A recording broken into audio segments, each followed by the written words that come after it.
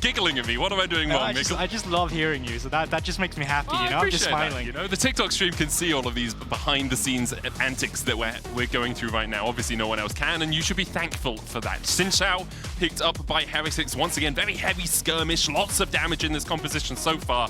Looks like they are leaving their support for last.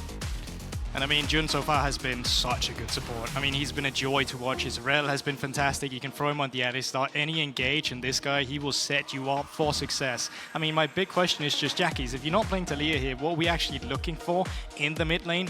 He had to play some, I mean, Asir in the past, but I wonder what's going to synergize best with the composition that they currently have. It looks like Azir is their current thought process. Alongside the Rel, once again, just good team fighting. You've got good range. You have a lot of poke as well with the Varus as you get into team fights. And Heretics aren't the tankiest of fellows so far. You know, Xin, when he's got the Crescent Guard down, obviously a lot more tanky, but he has to burn his ultimate to do that. So looks like GiantX are playing more of the range game with the option to engage through the Rel, through the Vi, whereas Heretics, they do have a bit of range on their sides. You know, Death Ray from Victor can put a bit down. Obviously, the Corki as well has those missiles. But if they can get up close and personal, they have a huge amount of burst potential.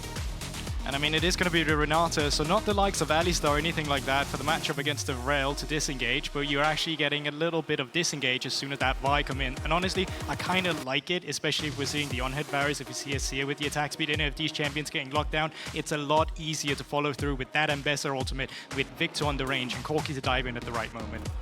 We'll see how Heretics are able to pilot this composition as we get on into the game. Having a look across them, we've kind of gone over how the two teams want to fight, but are there any key focuses you think through the early game here, Mikkel, that we should keep our eyes on? Yeah, I mean, I think early game-wise, like, Xin Zhao definitely has room to make some plays before that Vi hits level 6. That's crucially where she becomes a bit of a nuisance. But, I mean, my main worry right now is just the lack of engage on Team Heretics, I suppose. Like, you have that Renata ultimate, you have the Ambassador ultimate, you have Xin Zhao, but none of it's like this big team fight engage that you usually think about. So I think that's where GX is probably going to have an easier time.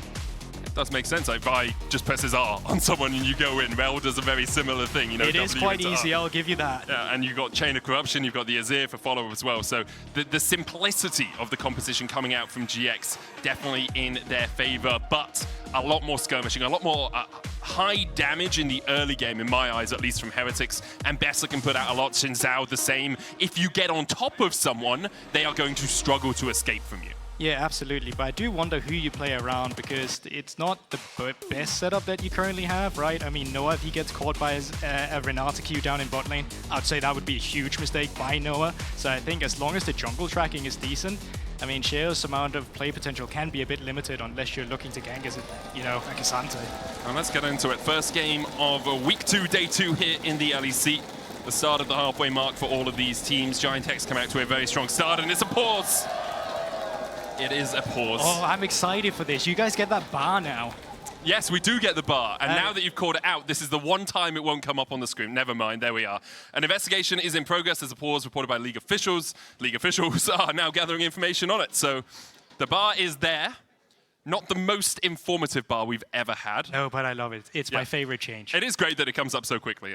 Great work by the league officials and the graphics team to make sure we have those coming up. And the play looks like it's going to resume in 2 seconds anyway, so we didn't need any more information because we're going to get right back on into the action. Yeah, but you got that information all along the way, and how nice was that?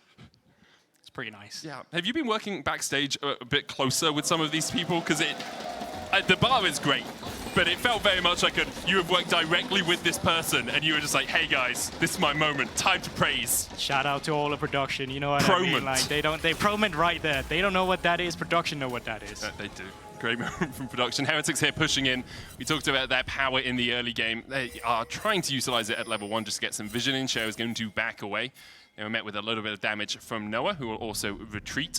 Looks like Lot's going to try and get a ward towards this red, and he will succeed in his mission to do so.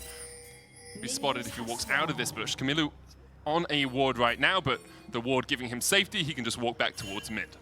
Yeah, but crucially no sweeper either for Shao, so he will be spotted, or at least kind of his tracking will be known to GX once he come up towards that red side. And as we mentioned earlier, knowing where this Xin Zhao is really important to leverage Vi getting level 6. And there's a lane swap, and they will see it and they'll match it. Yep. And that's the good thing about the deep vision, right? The ability to match it if you want to. It looks like it was Heretics who were initiating the lane swap here, matched by Noah and Journee. They want the 2v2. Probably, it's hard to say the best 2v2 bot lane we've had so far in the LEC this year, but I think Noah and Journee have been having a very strong performance after joining GiantX. I mean, I think Journee has been the best support, and I think Noah just having that pre-built synergy already from Fnatic, moving over to GX now, has really helped them really continue that strength in the bot side. So no, if someone said that they're the best bot lane right now, I think that's a fair argument. It is a fair argument. We just can't make definitive statements, because there'll be that one guy who'll bring up that one clip from one moment that we missed, that they'll say, oh, but Noah this time he missed a cannon minion, Mikkel. All right, I'll say then, week 1, best bot lane right there. Okay, there we go. That guy can call me out. But Sten and Flack had hit level 2 first. Oh, it's GB. almost like playing an AD carry with a range support gets easy priority. You should know this. I do know this, and it's so painful to be the rel in this sort of situation, because how do you ever step up to the wave? If you ever try and get close to get your Relic Shield stacks, your World Atlas stacks, all that happens, you get auto-attacked by Sten 3 times, he then puts out a handshake, and you're pulled back into the Flackhead who's waiting to put his damage now. But let's have a look at Sheo now. He's cleared 3 camps on his own blue side. He's moving in with the pressure from that bot lane we just saw. There might be issues for Closer now. Sheo looking for that smite. It was Closer who manages to secure it. He's been forced off his top side camps, and with the push from the double range of that Corki and that Renata, Sheo is going to go in and try and steal away this blue buff. Closer has no smite. Sheo has one of his own. Should be an easy enough secure. The question is, do Heretics look for more? They're holding the smite for now. Sheo won't use it. He could look for the Grump. In the end, we'll just take that blue and walk away. Yeah, but holding that smite really made you worry the fact that they were going to take the Grump from Closer too. And honestly, that's just a bot diff right there, you know what I mean? There's pressure from a Renata, that's horrible. But I mean, there's nothing you can do there. I think it's just really good job by Team Heretics playing around the fact that they had that early priority. And they've looked forward as well with Flack and Sten already pathing up towards the top side. Looking for that lane swap. It would have been worse, obviously, if there had been a lane swap for GiantX, because then Sten can spend a lot more time trying to go for that invade, knowing it's only Lot sitting under the tower in the top lane. But with these Australian lanes, Lot has been able to develop a small CS advantage over Carlson on that Mbessa. Cassante still just ubiquitous in the meta right now, has been for the last 2 years. I think it's really important that the GX bot lane just chills here, doesn't take any poke, because as of right now, Sheo is still clearing his red side, and Closer has to move down bot side. Oh my god, Jackies, no mana on Camilo! And no life on Jackies! Oh my dude. That was puzzling. That was puzzling. Closer's on his way across. Camilo still has the flash here. Oh no! Oh, he flashes into a wall! Well... Oh, no. They're living up to the name of the lane. Right. That was all mid. That was that was very mid, yes. Up towards the top side, though, need to be careful because Sheo is around. He's putting on his recall. But yeah, right now, there's not a lot Closer can do on the top side. He needed to take the bot side scuttle as well. He may look to invade on enemy Grump spawn, but I think Sheo's going to get back in time, so he's just back in his own jungle now. The overall sequence actually a little bit bad for Camilo. Obviously gets that kill. Noah pulled back here. Flacker trying to put the damage down. Noah low on mana. One more auto would be enough, but they can't quite get it. Stand has been ignited. Chun trying to trade back in here, but can't get close enough to Stand or Flacker to put that final bit of damage down. Noah is running teleport, which will allow him to get back into this lane. As that wave crashes forward, he's going to lose a cannon's worth of experience for it. Yeah, I mean, Jordan, you can just hold this wave right now. They're too low to even contest it, and while Sten has that heal, you don't really want to take that risk getting solo killed by a rel, so this is going to be a nice lane state. And it is. We'll see Jackie's going for this again. I wonder if he was looking for the shield off the E. Yeah, he's looking to go through Camilo. That gives you a shield if you connect with someone, doesn't get it, and then just dies for it. Yeah, and I mean, Camilo as well. This is just, I mean, it's just a happy little oopsie. There's not much to say here. Expected the flash to come out for Closer at the same time. Closer's just holding it, and then that awkward short flash that Camilo made. Well, hold up, no flash mid lane. It's the weakness of Camilo now. Without the flash on the Victor, we talked about it in draft. He is susceptible to a lot. GiantX get their second on the board. Oh, and that's just rough. Closer doesn't even have level 6 yet, but once that 6 comes through from the Vi, you can just continue to return gank, return gang, return gang. So this mid lane right now can certainly be a point of attention for GX, but Grubs has been started by Sheo. Looking for that first stack of the neutrals up towards the feats of strength. A reminder, you want to get first 3 kills, or first 2-3 kills. First to slay 3 epic monsters, 1 grub count. One grub count, all 3 of them counts as 1 towards the 3 epic monsters, and then first tower is the final one. Updated on this patch, so it looks like it is going to be 1 part of a feat each, as Closer will take the Drake in response for those grubs. I do wonder if Closer will get contested here, because Carlsen has all the priority he needs down the bot side. Looks like that Stend is going to be recalling in that mid lane, and they're just going to trade that objective. But there was a small moment where they could have tried to create a man advantage around that Drake. I think the risk was Flacker being up in the top lane, not having TP. He was just catching that, now pushing it out. It's going to be matched by Lot, who will catch the wave as well. But it could have been a numbers disadvantage for Heretics if they had looked to take the fight. Both bot lanes are going to go back towards their assigned positions down in that bot side, and the top laners will match up in top again. The only real gold lead to speak of, anything more than 200 gold or so, is Jackie's in the mid lane because of that kill and the assist he was able to pick up on the first kill on Camilo. Yeah, but I really think that's all you need to focus around until you get the next Crook-Up objective coming through. As soon as Closer's gotten that 6, as he has just gotten, you want to work off the priority that this GX bot lane is getting. Who can you find without summoner spells? Where can you find the pick potential? Rel, Varus, and Vi. Whoever you front hit in the beginning is just going to die. Camilo still has no flash as well, so there's always the possibility of just going towards that mid lane, trying to isolate that Victor. Heretics, though, should be able to get priority of their own now that they have their bot lane back down here. Double range still having enough effectiveness that Noah and Jun have to respect Stend and Flacker to clear out some vision. And with their jungler on the same side of the map, they can be a little bit more aggressive. Lot still doing a good job into Carlsen here. Tanks up a couple of tower shots, but the shield is up every moment, it seems, on that Cassante, so he's not going to take too much of his health as forfeit. Yeah, the cooldowns aren't the most fair thing on that champion. But either way... What is the most fair thing on that champion, Mikkel? It's a great question that I can't answer. Understandable. The fact that you can ban him, I guess. Yeah, that is very fair. He's not immune to any bans. Yeah. Doesn't have a spell... Oh, well, I guess he's invulnerable. Oh, yeah. Yeah, I mean, it's fine. Yeah, it's fine. The thing about him is he's just so safe when you blind him. He can do a lot of work in team fights, but so can Mbessa. And we get to see Carlsen bringing out a carry top laner for only the 2nd time this split, assuming you put Jax in that carry camp as well. See how much impact he can have. Currently, he's only been matching up into his lane opponent, so hasn't really had the opportunity to open himself up on the map. But I know that you've seen across the years how much impact he can have as a player. No, absolutely. I mean, I've been looking at well, not looking at him, but I've been watching Carlsen play since he was 14. I mean, back then he was called fart control, which in Danish means speed control, nothing to do with farts. But yeah, I mean, he's really evolved after coming to that Astralis talent. I had the pleasure of every now and then speaking with the assistant coach as well to come over and see some of their scrims. And even back then, I heard so much high praise for this guy. So to see him so quickly go from a Danish league to the Nordic league to the Spanish league to then LEC immediately, I mean, what a journey to have. It's a great journey for him. We'll see how much impact he can have in his rookie split here on the LEC. Currently top lane, or top side of the map, is the place both these teams are looking to have impact. Grubs up in less than a minute's time. I will say, I don't know what's happened, but the fact that Cassante is so far ahead in CS is probably not the best right now. But, you know, just pointing that out. Yeah, I mean, we'll see. I think Carlsen has more ability to get onto the back line than a Cassante does on the Ambessa just because of the ultimate, but it is going to be very tricky trying to dash through the front line and dash through the Emperor's Divide as well, which just separates teams as they get towards that team fighting stage. For now, though, GiantX with about a 500 gold lead. Nash's Tooth finished on Jackie's, and those grubs, the next point of contest you have to feel. Yeah, exactly, Medding, and I think that's the big spike to have there on Jackie's. Hold up, Blood, and Carlsen trying to dash away here, goes in with a public execution. He was trying to escape, manages to get to safety, but Lot is definitely winning that 1v1 on the bot side right now. Sten stepping forward, going to handshake Jun, who goes back in with the Magnet Storm, tries to dash away. The hostile takeover coming out as well, and Jun has to flash the wall. Wind becomes lightning, was just wide of Jun. He's able to survive for now. Meanwhile, in the bot side, Carlsen and Lot still bussing heads. In the end, it looks like Jun is just going to be able to get a reset off. What did we have exchanged? Crescent Guard was used by Sheo. Stend used the hostile takeover. Here we go again. With a Q3 again, but Carlsen is looking for the opportunity to trade back in.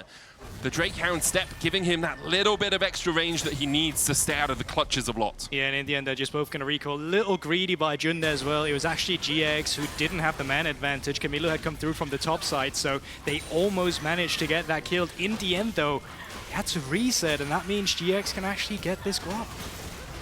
Their second of those neutrals towards the feat of strength. Dragon up in 40 seconds. TP coming out from Lot. Carlsen just resetting now.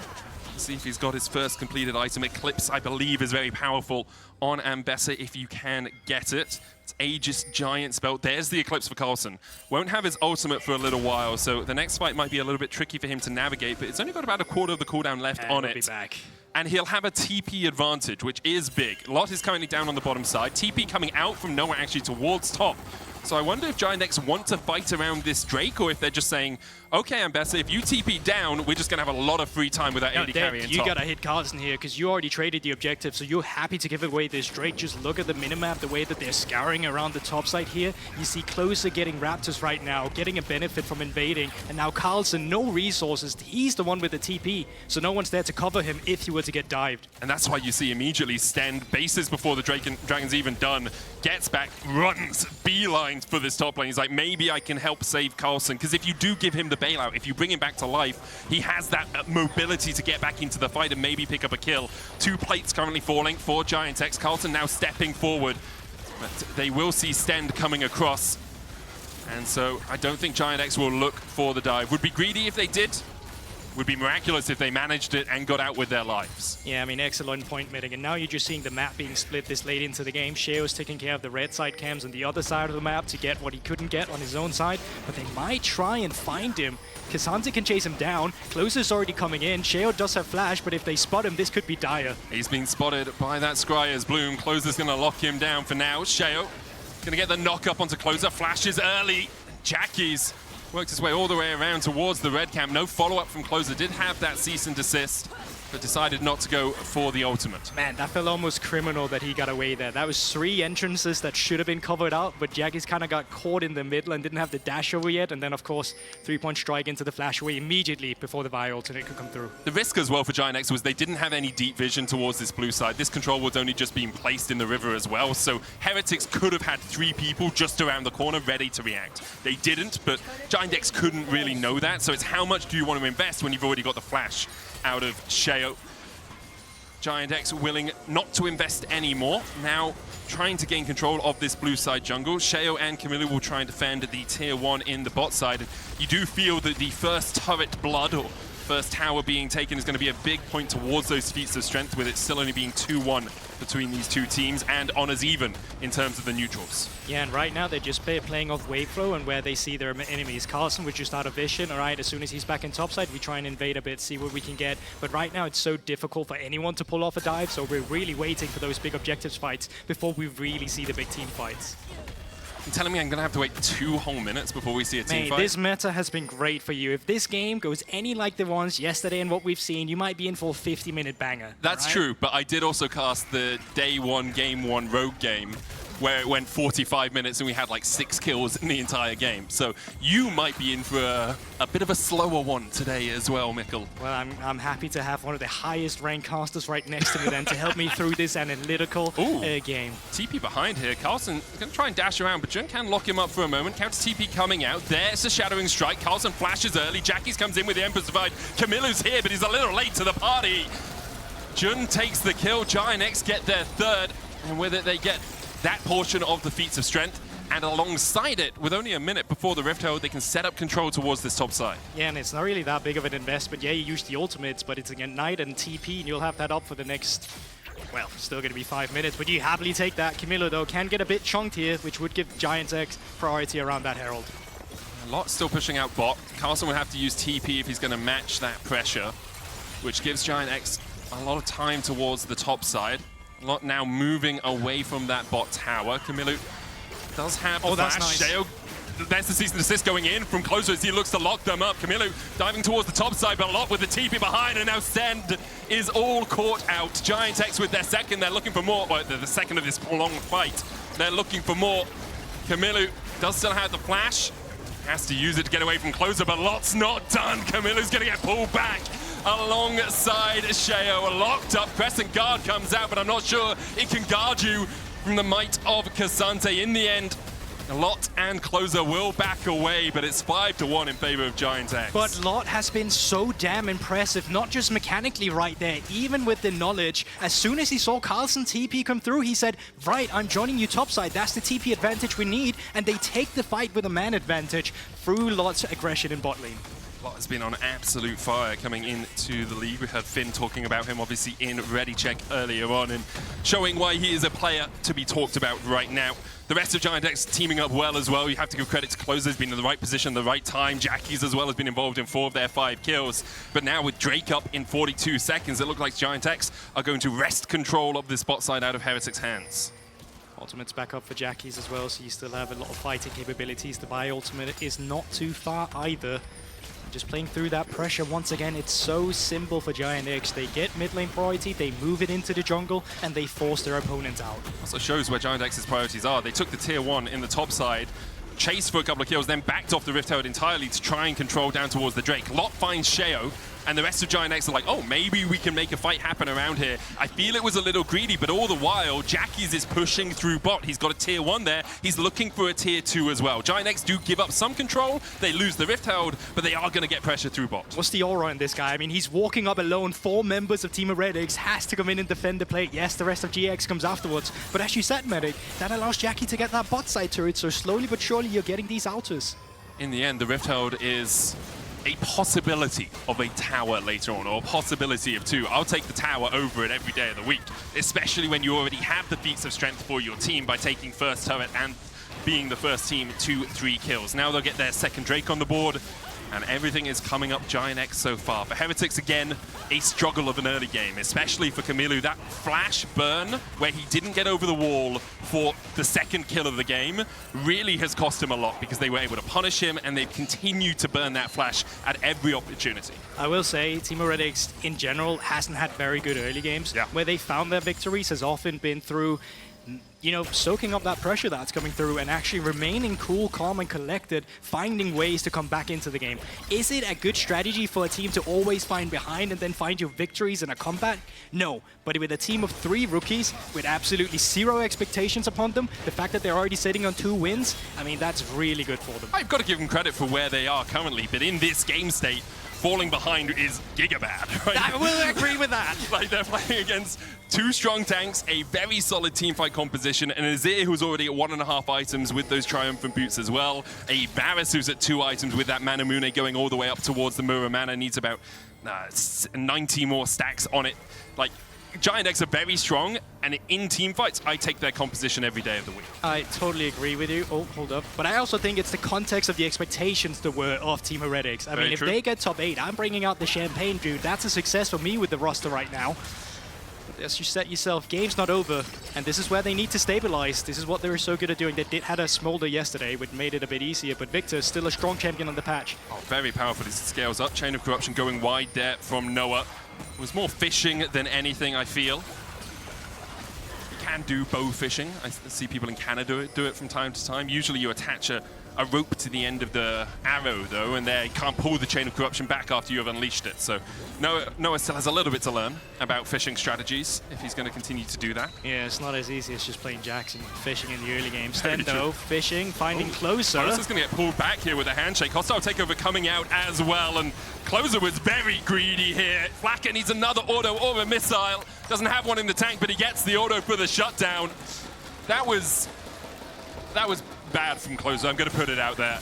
Just a little greedy fighting for vision where he didn't need to. Yeah, and I mean, there's not even that much of an objective up, but it's kind of the pattern of the game. Mid lane priority into jungle pressure. This time around, though, the blue buff had already been stolen away. So yeah, not much to stick around for, and as you say, Closer getting punished. The good thing for for GiantX is that they don't have any objectives really that are going to be fought over right now. There's no Drake, there's no Baron. Artican has spawned, but Heretics aren't going to just pull the trigger on an Artican because they managed to kill off Closer. We'll have another look at it here. You can see Jun going for the recall. Closer starts his recall, then just hits Stend, and it's like, where are the men? Where are your teammates? I think it's really good presence of mind for Stend. Like, even though there could be someone in that bush, you just saw the rail recall, so you know no matter what, you will have that man advantage. So I respect that he's just walking into that bush. I mean, good stuff from Stend. We can agree on that. Yeah. Every good play has an element of misplay on the other side. But I think that is League of Legends in general. Like, sometimes the best League of Legends team is the team that makes the fewest amount of mistakes. But it is very human to make mistakes, especially in League of Legends.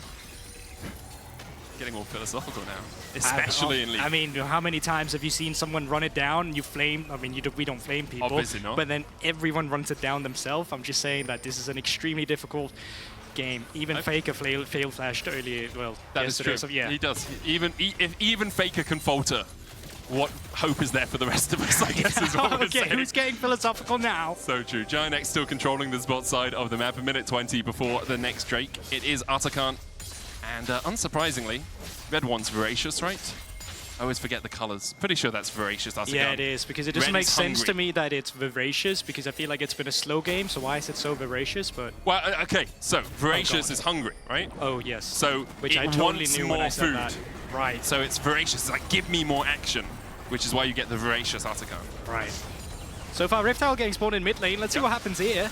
Well, the tower is going to die as Heretics secure it, and that's looks to be all they wanted out of the push. So they have used their Rift Tower to get a tower. They were even out on 2 towers apiece. Now they'll try and use the pressure they got from that mid lane to get some vision down towards this bottom side, or at least that's where the pings were for now. You can see Carlson flanking, but might end up finishing this recall. Has the Black Cleaver and the Eclipse. He's in a strong position, as are all of Heretics when you look across the board. Redemption, Triforce, Manamune, Leandries, Blackfire, Torch, Sundered Sky, 2 Black Cleavers and an Eclipse. They are strong. It is matched on the other side with 2 items apiece across the board for GiantX. Yeah, and Jackies has already upgraded his boots as well to the Spell Slingers, I believe. So that's an early upgrade, but I will say Sorks is one of the few where they actually give you a lot. And if you want a power spike right before an objective, you couldn't afford anything better. That's a good buy. It's a lot of magic penetration and not a lot of magic resist on the enemy team. In fact, I don't really see an item that gives magic resist at all for Heretics right now. Here comes some of the issues with Team Heretics composition. Who face checks for you? Because while Carlson does look a bit tanky, it's all HP. There's no resistance here. Oh wow, Stem's not having a good time either. Noah's fighting a lot of those arrows. That's point and click right now, and just because of that poke alone, they're just going to be forfeiting the objective. Yeah, the Drake will definitely go over to GiantX. Obviously, tanking up the Atakan as well does reduce your resistances, so they're not going to do that yet. They'll take their 3rd dragon of the game, putting themselves on soul point. Will Heretics look to play around this bot side? Will GiantX decide to go for Atakan? The answer currently is no. Heretics just going to catch the wave. And actually, with Flackett and Sten coming across here, and GiantX starting up the Atakan, it looks like Heretics might want a piece of this action. You do feel if they don't win this fight, it's a slow bleed out from here. Camilo looking for that flank position, flashes up across the board apart from Flackett. Jun has that flash engage possibility. Lot going in, gets the lockup onto Camilo. The cease and desist coming out as well as Camilo's forced to flash to the rest of his team. Atakan's patience ran out. Not enough action happening for them. That was a perfect flank. Why was no one there to follow up on that? Why wasn't that communicated? He was behind them. I feel like Camilo should have been 100% dead there. But Atakan is starting up again. And resets has come through from Team Heretics. They have a double TP, but it looks like they're just giving up the ghost on Atakan. It will be secured by GiantX. Sten puts a bit of vision down. Now a couple of pings coming out. Camilo's still pathing up towards top. It does have that teleport. Teleport coming out from Lots as he's going to act as a bouncer. That Atakan's already gone. Sheo locked up by Jun. Atakan secured by GiantX, and now they have the false life, and they can take the fight to Heretics. The knockback with the Emperor's Divide on Camilo. Sheo's locked up as well. GiantX looking for more. They'll find 2 so far. Sten flashes away, but Noah's still there for the chase, and I'm not sure Sten is going to stand much longer. A double for Noah. GiantX just sweep away Heretics in the river. Oh, it's a horror. Team Heretics finally crumbles. TP's coming through after the objective's gone down, then the fight. And to make matters worse, as you rightly found out, Baron is spawning. Well timed by GiantX. Looks like they're just going to start up the Baron immediately. Lot doesn't have TP, but he is recalling because they see Carlson in the bot side. They see Flackett in mid. It's like, is Flackett really going to be able to fight against us here? Getting the Voracious Atakan just allowed Lot to dive in immediately, distract Heretics, and the rest of GiantX collapsed on the top side and got themselves now a 5,000 gold lead. I mean, GX is just playing the composition so well. They're playing around that poke that you see from Noah. And I mean, he's kind of gotten hidden with his performance here. I mean, that Change of Corruption did miss, but all of his other Qs, they've been crucial in terms of buying space. Vi ulting with her corpse, hadn't seen that one before, but I guess that looked cool. And at this point, it's just too late for Team Heretics. It was Closer distracting the team, not Lot that time, but Both of them doing a great job of just making sure that Heretics never really have an avenue to play the fight. And we talked about it a little bit in draft, right? Heretics in skirmishes have a lot of power, but they do not have hard engage. They don't have great disengage either. It's so difficult for them to play a fight unless GiantX full send into them and then Stend pops the hostile takeover. It absolutely is. And it's not like they didn't try to invade this Vi while she was in level 6, but they just couldn't get the early leads that they needed. And then GX has just been playing a fantastic game. They have been the guys that had priority in mid lane, moved that around again and again and again. And I mean, it's hard for Team Heretics now. You feel like it's already over. And it's clean from GiantX, 26 minutes in with Baron. They are pushing in the doors. That false life about to come off. Just a moment. Jun gets a little bit more of the buff. As now we see the inhibitor falling. They still have the Baron remaining. GiantX will look for their second inhibitor as well. I feel like the false life should have fallen off by now, but obviously my timing is slightly wrong. I'd love a timer It's still going on, right? Jun goes in for the engage. Magnet Storm onto Camilo. There's the Shattering Strike. What you gonna do, Victor? Sent back to the Arcane. Sent packing by GiantX. It is clean, it is methodical, a public execution is not even going to connect. Hostile takeover only hits onto Lot, although he's been doing a bunch of work this game. I don't think it matters too much. The false life finally falls off as Jackies does get sent back to the fountain, but the reset comes out and Heretics are 2 inhibitors down.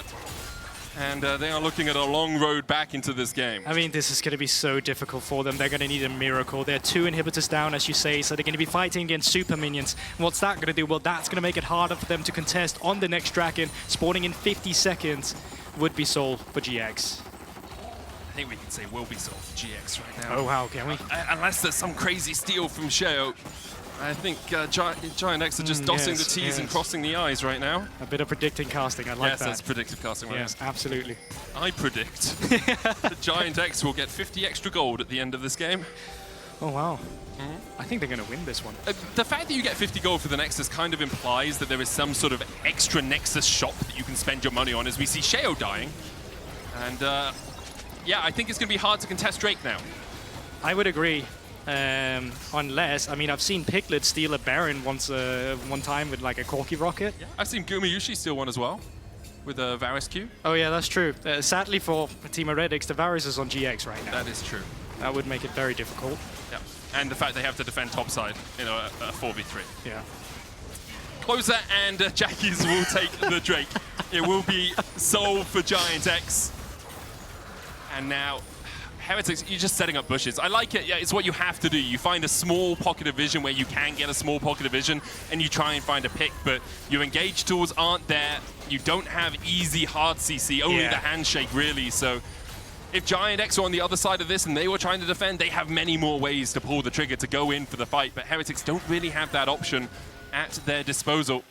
Carlson's going to try and catch a couple of waves, and I will say the Ambassador experiment, I'm not going to say it's failed, but it hasn't really done anything this game. Yeah. I'm not sure that's his fault. No, I mean, I'm going to stress. It's hard to say, right? Team Heretics is players from all different systems coming into this one as well, so building up an identity can be difficult.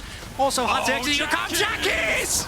Oh, Jackies, you absolute beauty! He slides 3 back and it's all done.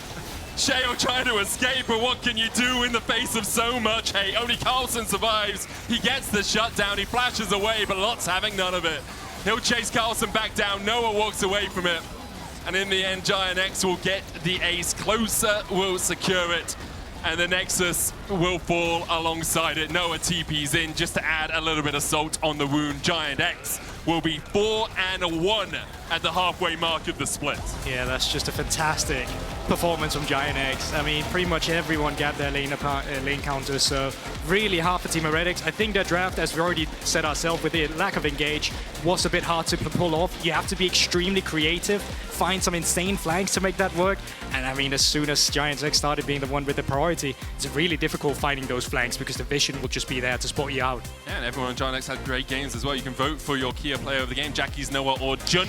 I feel like Jackie's probably going to jump up in the votings just because of the final play, but he had a good game all around as well. I mean, I would actually give it to Noah a lot. Actually, I think they had a phenomenal performance too. And I mean, Noah was just hitting OP with all his arrows. He was securing them those objectives. He had a great game all around. We're going to go to a quick break, and afterwards, Journee is standing by with Jun.